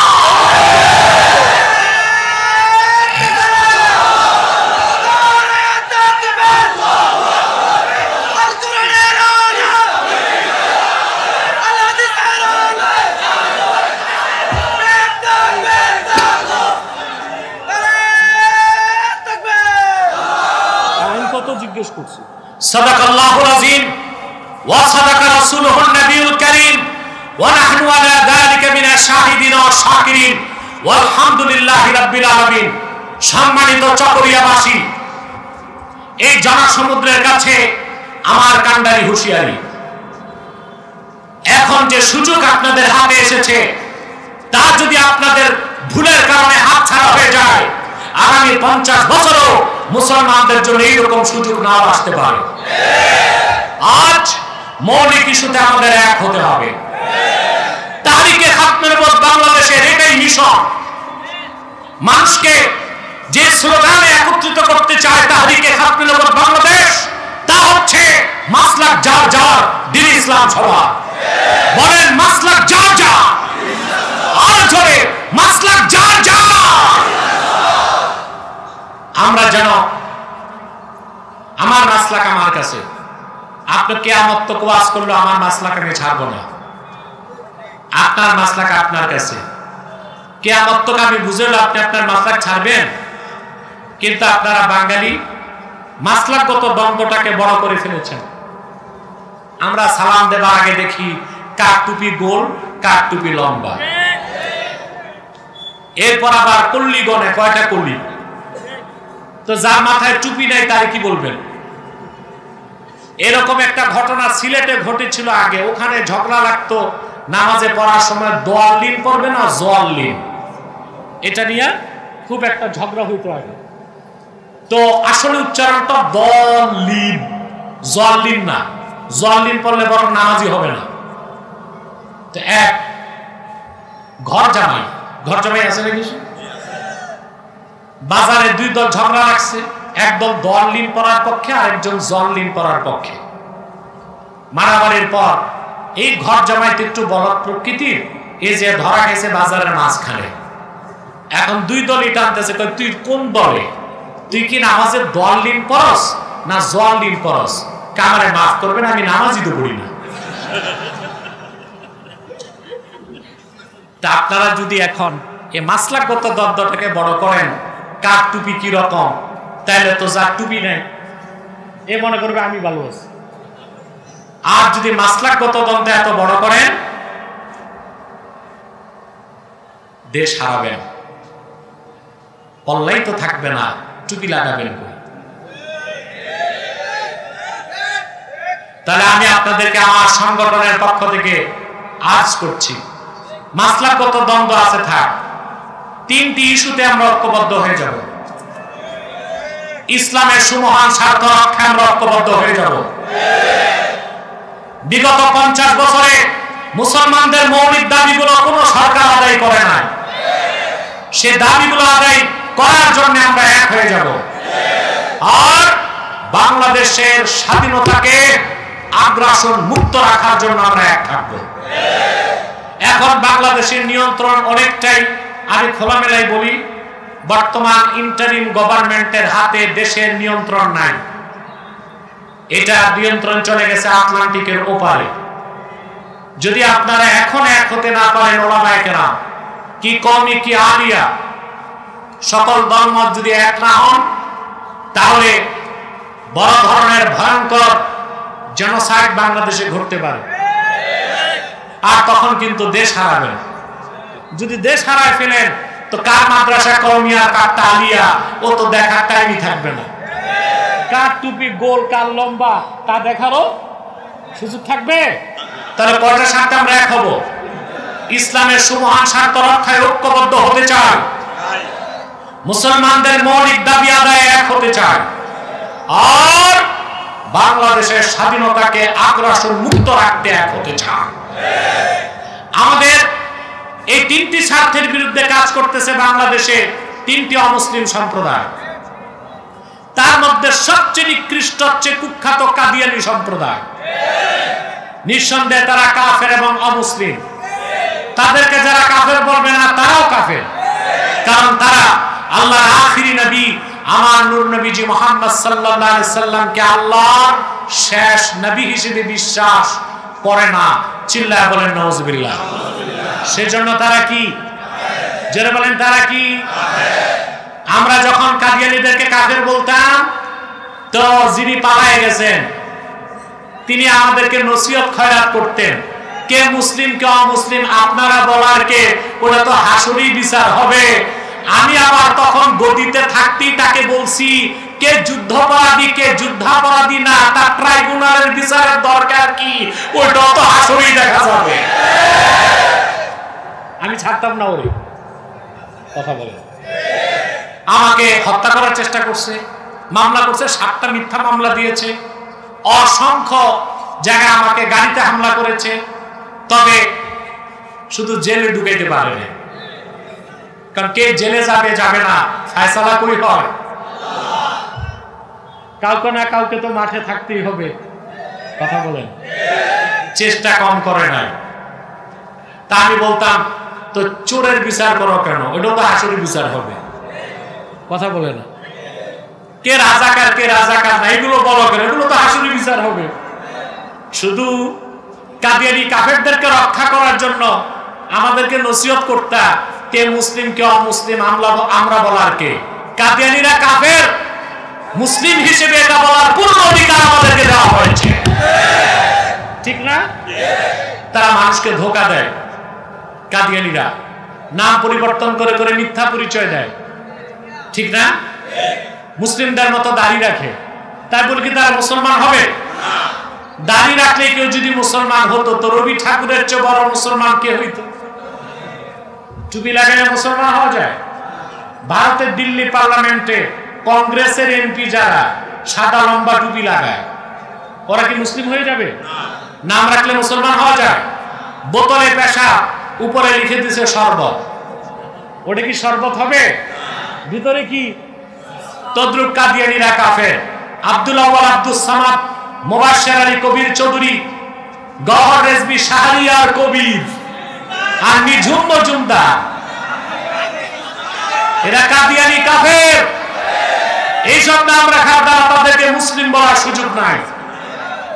আমার ভাইরা, আমার বন্ধুরা, আমার আল্লাহ ও নূর নবীজি আমার মুহাম্মদ সাল্লাল্লাহু আলাইহি ওয়াসাল্লামের ইসলাম ও কোরআনের হাজার হাজার হাজার বছর পরে বর্তমান ভারতের কুখ্যাত পাঞ্জাবের কুখ্যাত গুরুদাসপুরের কুখ্যাত কাদিয়ানে ইংরেজ আমলে এক শয়তান নিজকে নবী দাবি করছে। চিল্লায় বলেন নাউজুবিল্লাহ। শয়তানটার নাম রেখেছিল তার বাপ মির্জা গোলাম আহমদ কাদিয়ানী। সাবধান, তাকে গোলাম আহমদ বলা যাবে না, কারণ গোলাম আহমদ অর্থ আহমদ এর গোলাম। কোন কাফের কোনদিনও গোলাম আহমদ এর গোলাম হতে পারে না। আর কাদিয়ানের কাযযাব ছিল শেষ দরজার কুখ্যাত কাফের, ইংরেজদের পা চাটা গোলাম। সে গোলাম আহমদ এর গোলাম ছিল না, সে ছিল কুখ্যাত শয়তানের কুখ্যাত গোলাম। কাদিয়ানের কাযযাব, মিথ্যা নবুয়তের দাবিদার মির্জা গোলাম শয়তান কাদিয়ানির উপর গজব এসেছে 1908 সালে। যখন গজব এসেছে, কাদিয়ানের কাযযাব, মিথ্যা নবুয়তের দাবিদার, ইংরেজদের পা চাটা গোলাম মির্জা গোলাম শয়তান কাদিয়ানি 1908 সালে ধ্বংস হয়ে কুখ্যাত জাহান্নামের কুখ্যাত কুকুরে পরিণত হয়েছে। তার অনুসারীরাও ধ্বংস হয়েছে। বর্তমানে কিছু কাদিয়ানি বাংলাদেশে আছে। ইতিমধ্যেই বাংলাদেশে তারা 100 সেন্টার করে ফেলেছে। কতগুলো? বিভিন্ন সেক্টরে কাদিয়ানিরা তাদের এজেন্ট ঢুকিয়ে দিয়েছিল। আপনারা জানেন বিচারপতি মানিক, এটা কাদিয়ানি। আর আলেমদের বিরুদ্ধে যত অন্যায় রায় দিয়েছে এই বিচারপতি মানিক। এটা কি রকম কুত্তা প্রকৃতির বিচারপতি ছিল, এটা আমার বলছে রাজাকার। আমার জন্ম দেশ স্বাধীনের পরে, আপনারা দেখেন নাই এটিএন বাংলায় টকশোতে যে আমাকে বলছে কি রাজাকার, আমার জন্ম দেশ স্বাধীনের পরে আমাকে বলছে রাজাকার।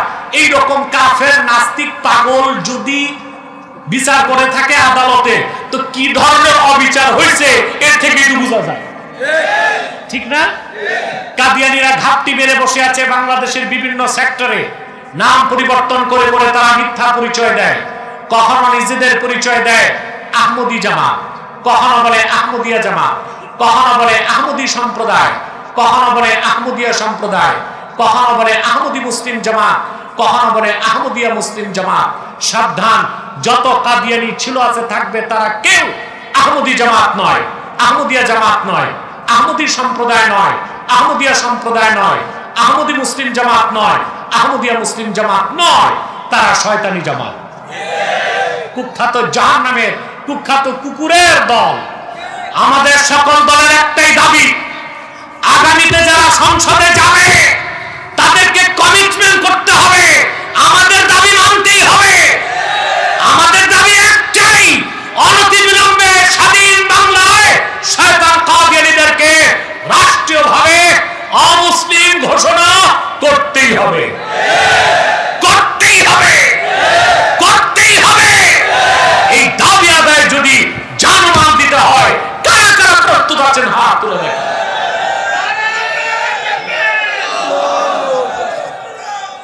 সম্মানিত সুধী, কাদিয়ানীদেরকে অর্থনৈতিক সহযোগিতা করবেন না? করবেন? করেন? জি।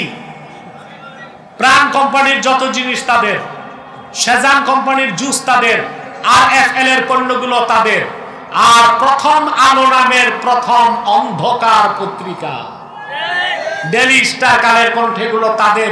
এগুলো ধরবেন না, কিনবেন না, বেচবেন না, মনে থাকবে। প্রথম আলো শুধু মুসলমানের শত্রু না, শুধু ইসলামের শত্রু না, তারা বাংলাদেশের স্বাধীনতার শত্রু।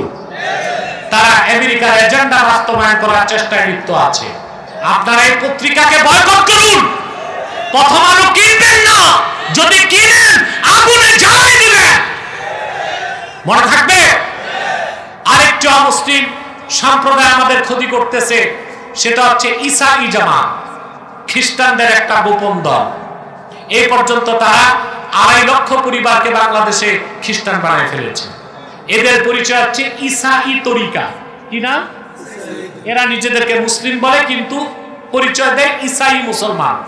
মানুষকে খ্রিস্টান বানাবার পর বলে যে তোমার পরিচয় কি? বলে মুসলমান। বলে কি মুসলমান? বলে ঈসাই মুসলমান। কয় তার মানে বুঝো?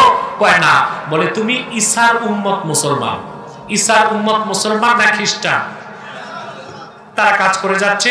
আপনাদের ডুলা হাজরাতে বিশাল এক আস্তানা গেড়ে বসে গেছে তারা, উখিয়াতে, মালুমঘাটে, ওইদিকে রোহিঙ্গা ক্যাম্পে এই খ্রিস্টানরা গোপনে মানুষকে খ্রিস্টান বানাচ্ছে। এরা ইসলামের শত্রু, মুসলমানের শত্রু, দেশের স্বাধীনতারও শত্রু। আরেকটা বাতিল ফেরকার ব্যাপারে সাবধান থাকবেন, এটার নাম হিজবুত তাওহীদ। এটা আসলে হিজবুত তাওহীদ না, হিজবুত শয়তান। এদের মূল দায়িত্ব দিচ্ছে ইহুদিরা।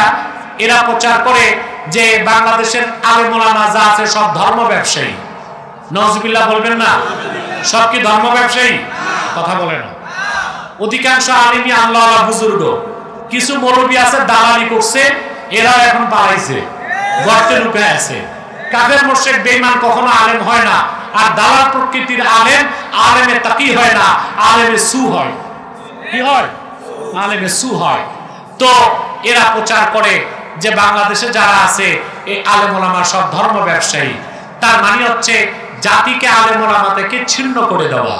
আপনারা জানেন যে বকরির পালের রাখাল নাই, ওই বকরি যায় বাঘের পেটে। আর যে জাতির নেতৃত্বে আলেমরা নাই, ওই জাতি যায় বিজাতির খপ্পরে। হিজবুত তাওহীদের ব্যাপারে সাবধান থাকবেন। পারবেন তো ইনশাআল্লাহ? আমি সবার জন্য দোয়া করি। ছাত্র কল্যাণ ফোরামে যারা আছে, বিশেষ করে আমার স্নেহধন্য আনাস কই আনাসের বাবাও আছে, আরো আর যুবকগুলো কই আমার একটু স্টেজে দাঁড়াইলে মানুষ দেখতো, দোয়া করে দিত তাদেরকে। এই যে আমার কলিজার টুকরা যুবকগুলো, আল্লাহ তাদের কবুল করুন, বলুন আল্লাহ আমিন। ও মিয়া সাহেব, তোমরা চলে যাবা মুনাজাত না করে, দুই চারটা মানুষ তোমরা কি ওলিয়া উলিয়া যে দোয়া লাগে না? এক সেকেন্ডে বসে যাও, নড়াচড়ার চেষ্টা করবা না। ওরা আপনাদেরকে এত বড় সম্মেলন উপহার দিয়েছে, তাফসীর মাহফিল, আপনারা প্রাণ খুলে আজকে দোয়া করে দিবেন, পারবেন ইনশাআল্লাহ? এরপরে যারা উপস্থিত আছেন আরো আব্দুল্লাহ ফারুক, এই তো বসেন বসেন বসেন। তারপরে মাওলানা রেজাউল করিম, মাওলানা আনোয়ার হোসেন, আরো যারা এরা আছেন, এদের সবার জন্য আমি দোয়া চাই। আমি কয়েকটা প্রশ্নের উত্তর দিয়ে মুনাজাত করছি। আপনারা একবার সূরা ফাতিহা পড়ুন, 3 বার সূরা ইখলাস পড়ুন, 11 বার ইস্তিগফার করুন। রব্বানা যালামনা আনফুসানা ওয়া ইন লাম তাগফির লানা ওয়া তারহামনা লানাকুনান্না মিনাল খাসিরিন। আল্লাহ তাআলা চকরিয়া ছাত্র কল্যাণ ফোরামের উদ্যোগে আয়োজিত চকরিয়া সরকারি উচ্চ বিদ্যালয় মাঠে আজকের এই বিশাল তাফসীরুল কোরআন মাহফিলে তোমার হাজার হাজার নেককার বান্দা, পর্দার আড়ালের মা বোন নিয়ে হাত তুলেছি। রব্বুল আলামিন, এতগুলো মানুষের মধ্যে যার দুটো হাত তোমার ভালো লাগে আল্লাহ, তার দুটো হাতের বিনিময়ে আমাদের জিন্দেগির সব গুনাহ খাতা তুমি মাফ করে দাও। হৃদয়ের গভীর থেকে দোয়া করি আল্লাহ, তোমার আখিরি নবী নূর নবীজি আমার মুহাম্মদ মুস্তাফা সাল্লাল্লাহু আলাইহি ওয়াসাল্লাম আজ থেকে ১৫০০ বছর আগে দুনিয়া থেকে বিদায় নিয়েছেন। হায়াতুন নবী হিসেবে জান্নাতুল ফেরদাউস রওজা মুবারকে বিশ্রাম নিয়েছেন। আল্লাহ জীবনে একবার তোমার আখিরি নবী নূর নবীজি আমার মুহাম্মদ সাল্লাল্লাহু আলাইহি ওয়াসাল্লামের জান্নাতুল ফেরদাউস রওজা মুবারকে উপস্থিত হয়ে গো আল্লাহ, তোমার হাবিবের নূরের কদমে দরুদ ও সালামের হাদিয়া দেবার আগে আল্লাহ তুমি ডাক দিও না। আল্লাহ তাআলা একবার বা একাধিকবার যারা সোনার মদিনায় নূরের মদিনায় যেতে পেরেছি আল্লাহ, জীবনে বারবার তোমার আখিরি নবী নূর নবীজি আমার মুহাম্মদ সাল্লাল্লাহু আলাইহি ওয়াসাল্লামের নূরের শহর মদিনাতুল মুনাওয়ারা জিয়ারতের জন্য তাদের কপালটা খুলে দাও। হৃদয়ের গভীর থেকে দোয়া করি আল্লাহ, তোমার আখিরি নবী নূর নবীজি আমার মুহাম্মদ মুস্তাফা সাল্লাল্লাহু আলাইহি ওয়াসাল্লামের নূরের চেহারা মোবারক স্বপ্নে একবার দেখে গো আল্লাহ, জান্নাত ওয়াজিব হবার আগে তুমি ডাক দিও না। একবার বা একাধিকবার যারা তোমার আখিরি নবী নূর নবীজি আমার মুহাম্মদ সাল্লাল্লাহু আলাইহি ওয়াসাল্লামের নূরের চেহারা মোবারক স্বপ্নে দেখার সৌভাগ্য লাভ করেছে আল্লাহ, জীবনে বারবার দেখার জন্যে তাদের কপালটা তুমি জান্নাতি কপাল বানায় দাও। আল্লাহ, আমাদের অনেকের বাবা নাই, অনেকের মা নাই, অনেকের বাবা মা একজন নাই। যত মানুষের বাবা মা দুনিয়া থেকে বিদায় নিয়ে অন্ধকার কবরে চলে গেছে আল্লাহ, সকল মুসলমান বাবা মার কবরকে তুমি জান্নাতের বাগান বানায় দাও। আল্লাহ, মাহফিলের জন্য যারা ধন দিয়েছে আর মন দিয়ে খেটেছে, দৈহিক শ্রম দিয়েছে, আইনি সহায়তা করেছে, সকলের ধন মনকে কবুল করে এই মাহফিলটা আমাদের সবার জন্য নাজাতের জরিয়া বানায় দাও। পর্দার আড়ালের মা বোনদের মনের দুঃখ কষ্টগুলো দূর করে আল্লাহ তাদের প্রত্যেককে এক একটি সোনার সংসার হাদিয়া করে দাও। আল্লাহ, আমার কলিজার টুকরা যুবক ভাইগুলোকে কবুল করে নাও, তাদের প্রত্যেককে খাঁটি ইমানদার বানায় দাও। সহিহ আকীদার ধারক বানায় দাও, আহলুস সুন্নাল জামাতের অনুসারী বানায় দাও, আর খাতমে নবুয়ত আন্দোলনের সৈনিক বানায় দাও। যাদের চাকরি নাই তাদের চাকরির ব্যবস্থা করে দাও, যাদের ব্যবসা আছে ব্যবসায় লক্ষ গুণ বরকত দিয়ে দাও। আল্লাহ, আমার পর্দার আড়ালের কুমারী বোন যারা বিয়ে হয় না তাদের প্রত্যেককে এক একজন ইমানদার চরিত্রবান সক্ষম যুবকের দ্বারস্থ করে দাও। ভাইরা আমার, একটি মিনিট সময় ছেড়ে দিলাম, চক্ষুটা বন্ধ করুন, দিলটা নরম করুন, মাথাটা নত করুন। আল্লাহ আখিরি নবী নূর নবীজি আমার মুহাম্মদ সাল্লাল্লাহু আলাইহি ওয়াসাল্লামের ওসিলা ধরে আল্লাহর কাছে চান, যা চাইবেন তাই কবুল হয়ে যাবে। যদি পারেন সারা জীবনের গুনার কথা মনে করে মুনাজাতে আমার আল্লাহর কাছে আত্মসমর্পণ করে 2 ফোঁটা চোখের পানি ছেড়ে দিন, জিন্দেগির সব গুনাহ মাফ হয়ে যাবে, শিশুর মতো নিষ্পাপ হয়ে যেতে পারবে। মনের কথাগুলো 1 মিনিটে আল্লাহর কাছে বলেন।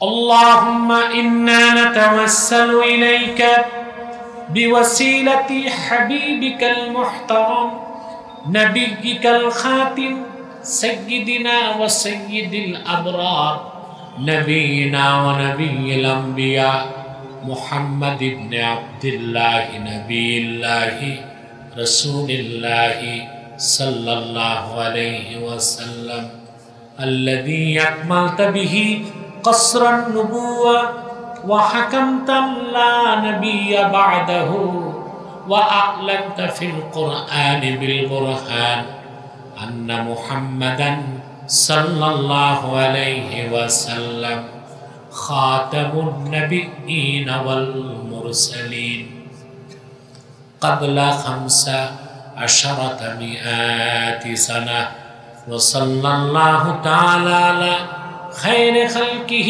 نبينا محمد نور الله وعلى آله وأصحابه أجمعين برحمتك يا أرحم الراحمين السلام عليكم ورحمة الله تعالى وبركاته